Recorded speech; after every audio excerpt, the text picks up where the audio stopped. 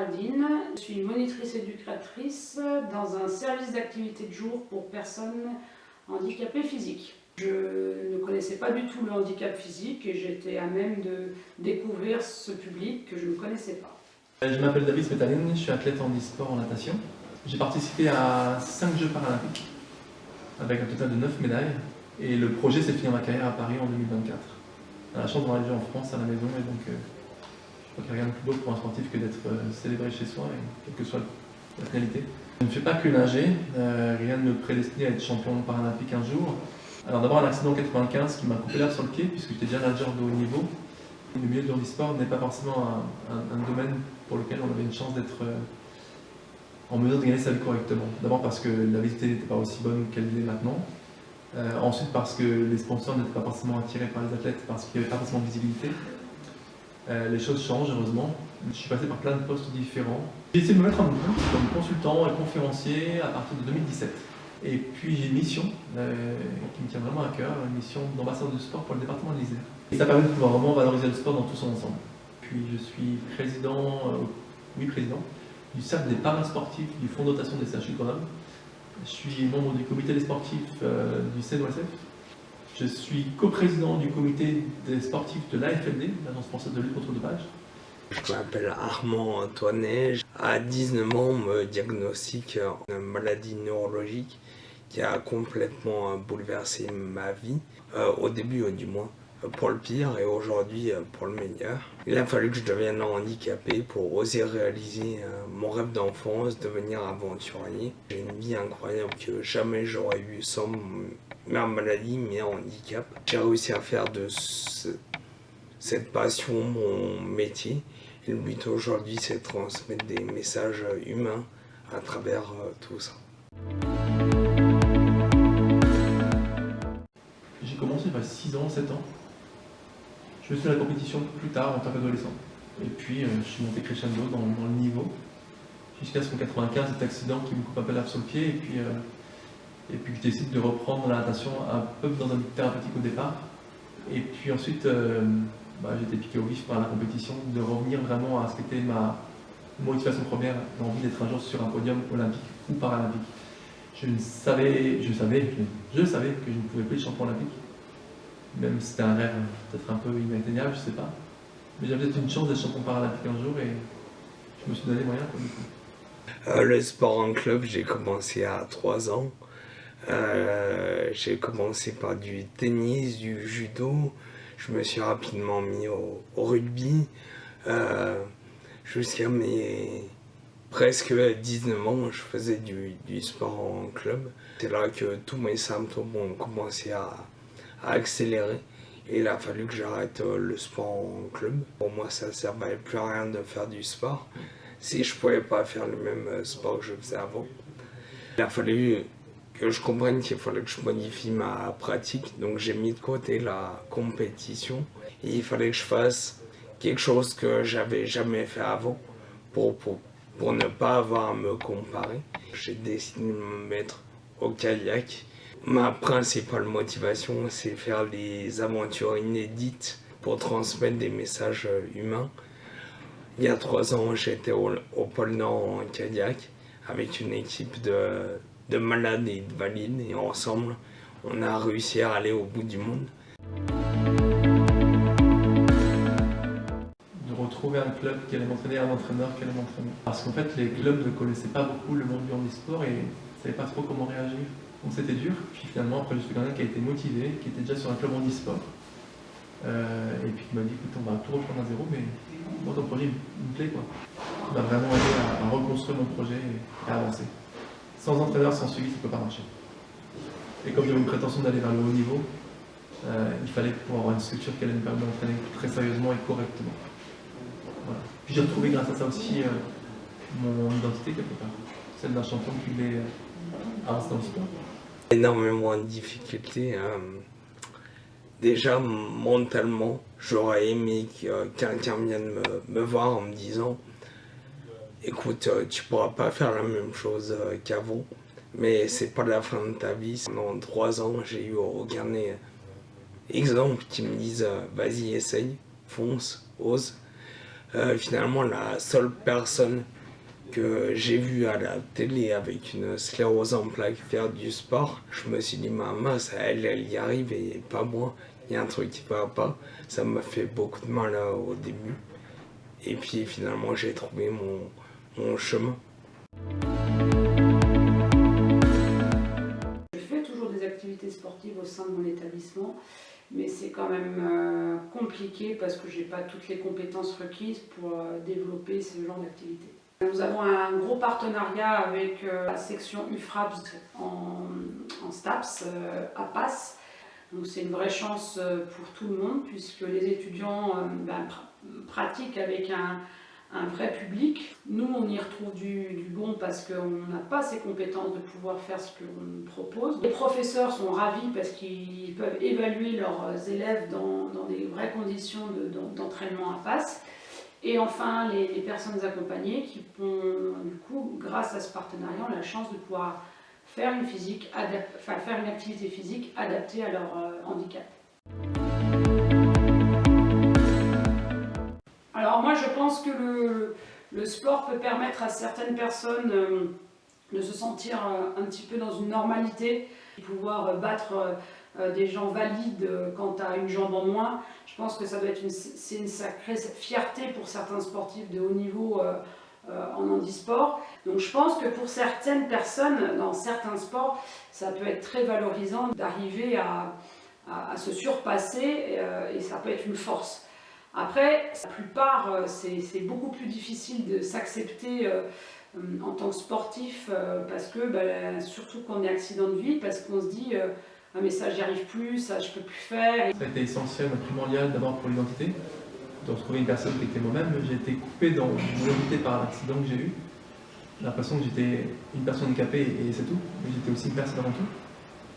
Et puis ensuite, dans le fait de mieux connaître son corps, quels étaient les problèmes, comment je pouvais progresser, etc. Ce sport très complet qu'est la natation m'a vraiment aidé. Bien sûr. Ça a été très vite une véritable thérapie psychologique et physique. J'avais un but, j'avais une motivation, j'ai accepté de perdre, j'ai accepté de reconstruire quelque chose. Je me suis créé un parcours en fait. Mentalement, ça c'est sûr, physiquement c'est sûr, socialement c'est sûr. Et moi qui pensais me protéger en m'enfermant sur moi au début, la vraie sécurité je l'ai trouvée dans le sport. J'étais le premier Français avec une sclérose en plaques à me lancer dans des aventures longue durée, longue distance, en autonomie. J'ai démontré depuis 3-4 ans que le sport a un impact dans l'évolution de la maladie. Il y a 11 ans, j'avais du mal à marcher plus de 200 mètres. Aujourd'hui, je suis en train de préparer un semi-marathon. Bien sûr que je ne cours pas comme avant, j'ai beaucoup moins de capacité. Par contre, mentalement, je peux aller chercher beaucoup plus loin. Il y a une différence dans toute personne selon leurs difficultés, les capacités, les compétences. C'est la meilleure question parce que oui, il y a une différence énorme.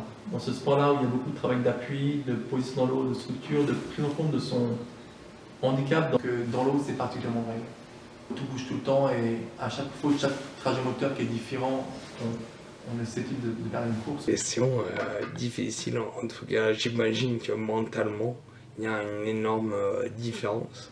Dans le handicap de naissance, il y a plusieurs handicaps de naissance pour moi. Il y a le handicap de naissance qui ne va pas évoluer, ça entraîne des incapacités physiques et mentales. Cette personne handicapée-là va pouvoir se dire j'y arrive pas, ça je ne suis pas capable de faire. Elle a depuis toute petite acquis sa connaissance de soi et de savoir si elle peut ou pas faire de choses. Quelqu'un qui est né avec un handicap, il s'adapte tout de suite à l'élément. Il est habitué à une vie comme ça dès son plus jeune âge, dès petit. Et quand on a un handicap congénital avec des malformations, des choses comme ça, là il n'y a pas photo quand c'est de naissance, on s'adapte beaucoup plus vite et c'est beaucoup plus simple, c'est sûr. Quand on est handicapé de naissance, finalement on n'a pas connu la vie sans handicap et tout ce qu'on a fait dans sa vie, c'est en fonction de ses capacités. Je mettrai en parallèle le handicap de naissance, mais avec une maladie évolutive. La personne est capable de faire des choses, mais ensuite, au fur et à mesure des années, elle n'y arrive plus. Donc ça, c'est un autre handicap de naissance et c'est un autre sportif. Et ensuite, il y a les handicapés dus à des accidents de vie qui, eux, ne savent pas où ils en sont. C'est-à-dire qu'ils pensent qu'ils vont toujours être capables de faire ce qu'ils faisaient avant. Il va se dire, ben, si j'y arrive, ou des fois il va même oublier qu'il n'y arrive plus. Ça, je le vois dans ma pratique. Et eux, ils ont beaucoup plus de difficultés à accepter leur handicap déjà, et du coup à faire le deuil de ce qu'ils étaient capables de faire avant. Quelqu'un qui a déjà eu une natation avant, enfin une natation, qui a déjà construit la natation avant, il arrive dans un sport qu'il connaît, oui, mais qui demande beaucoup d'adaptation, et c'est compliqué, parce que je nageais comme un valide avec mes jambes, j'avais pas les jambes, donc je basais pas tout mon travail technique sur les bras, et je ne mesurais pas à quel point c'était important d'avoir une technique qui était irréprochable. Donc oui, bien sûr qu'il y a une différence, et il a fallu combler les écarts au fur et à mesure en me servant de mes atouts, la technique que j'avais, la connaissance de ce sport, la culture sportive en général, que tous n'avaient pas forcément. Quand on est handicapé de vie, il y a une vraie rupture entre avant et après, et il y a un long cheminement à faire pour retrouver une vie équilibrée, notamment via le sport. Quand on a beaucoup de recul dans ce que la maladie enlève, mais aussi apporte, je pense qu'il n'y a pas de réelle différence. C'est juste un équilibre à trouver. Ce sont les deux opérations principales qui appartiennent au comité paralympique. Sur le plan historique, le sport adapté, au même titre que le handisport finalement, ont intégré les Jeux paralympiques. Puis il y a eu un gros souci sportif. Du coup, ils se sont retrouvés à partir des Jeux paralympiques, puis ils sont revenus en 2012, donc pas si longtemps que ça, finalement il y a 10 ans, à Londres, en voulant bénéficier de la visibilité que les Jeux paralympiques allaient avoir. La grosse différence entre le sport adapté et le handisport, c'est de trouver des lieux de sport accessibles aux fauteuils roulants. Forcément, ça coûte des sous, et du coup, ça, il y en a beaucoup moins. Alors que la fédération de sport adapté, elle n'a pas besoin de ces aménagements d'accessibilité. Après, je pense qu'il y a la médiatisation. Les athlètes du sport adapté aux Jeux paralympiques sont un peu noyés dans la masse finalement, à l'inverse du nombre d'athlètes issus de la Fédération française des sports ou du handisport en général, les parasports, qui eux sont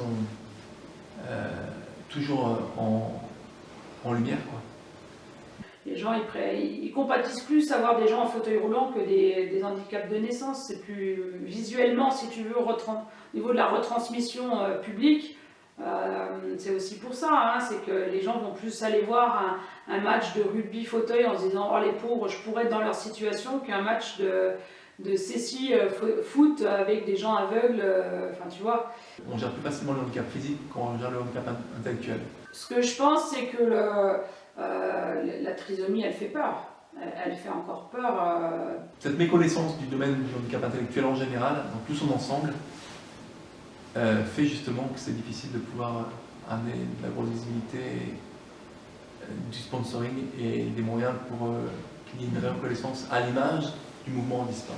Beaucoup de sportifs issus du monde du sport adapté mériteraient d'avoir une place et une visibilité grâce aux Jeux paralympiques, et donc un avenir grâce au sport. Malheureusement, ce n'est pas le cas. Voilà, ça, c'est notre travail à faire. Le physique, on sait faire, quoi. Par contre, de comprendre un handicap invisible, quelqu'un qui a une déficience intellectuelle, c'est beaucoup plus complexe. Et ça a un impact sur le sport aussi, malheureusement. Et il faut que cette différence, elle soit gommée le plus vite possible. Moi, justement, j'œuvre pour ça. J'essaye de faire qu'il n'y ait pas de différence. Pour moi, il faut abolir ces différences. Voyons en premier nos points communs avant de voir nos différences. Et le but, c'est aussi de montrer que si on joue sur nos capacités, finalement, on ne voit plus nos différences et on peut réussir à avancer ensemble. Voilà. Après, la chance qu'on a sur Paris, c'est que les Jeux paralympiques, il me semble, et les Jeux olympiques vont se passer en même temps. Les Jeux paralympiques ont cette volonté-là de réformer un peu le sport en France, comme les Jeux olympiques aussi en France, j'espère. Mais les Jeux paralympiques sont la question du handicap, bien sûr, la visibilité, etc. Et est-ce que la prise de conscience du haut niveau paralympique, donc du sport avec un handicap, physique ou intellectuel, va permettre de prendre une prise de conscience dans le pays, j'espère. Ça serait un effet levier pour permettre ensuite au sport adapté de mieux être valorisé, de mieux exister en France en général, grâce aux Jeux paralympiques de Paris 2024. De pratiquer. De foncer tout simplement. Essaye. Je dirige diriger vers la fédération qui nous correspond par rapport à notre handicap, aider à trouver le sport qui lui correspond. Parce que par le sport, on peut faire tellement de choses et c'est d'autant plus vital que des fois, ils peuvent se retrouver dans une normalité qu'ils ne connaissent pas ailleurs, quoi. Je l'encouragerais à participer au sport qui l'intéresse. Il n'y a pas de raison d'être limité en sport, en discipline, parce qu'on a un handicap comme ci ou comme ça. Pas de différence. Le sport est essentiel quand on a un handicap. Quand on a un handicap qui est physique, c'est un aspect préventif. Et le sport contribue beaucoup à la santé, énormément. Autonomie, liberté, sédentarité. Et après, sur le plan intellectuel, c'est une reconnaissance de ce qu'on peut faire. Et donc de créer de la performance, de générer de la performance grâce à son propre corps, grâce à sa propre personne. Ça, c'est important. Oui, le sport doit être un élément clé d'une vie ou d'un parcours de vie d'une personne qui a un handicap, qu'il soit intellectuel ou physique. J'en suis vraiment intimement convaincu. Essaye, parce qu'en fait, il n'y a qu'en essayant et en se trompant ou en échouant qu'on peut apprendre. Et si tu n'as pas envie d'échouer, tu vas pas pouvoir t'épanouir réellement. Parce que ça veut dire que tu restes dans ton canapé et tu verras rien de ta vie. Et je l'ai fait pendant 3 ans et ça marche absolument pas.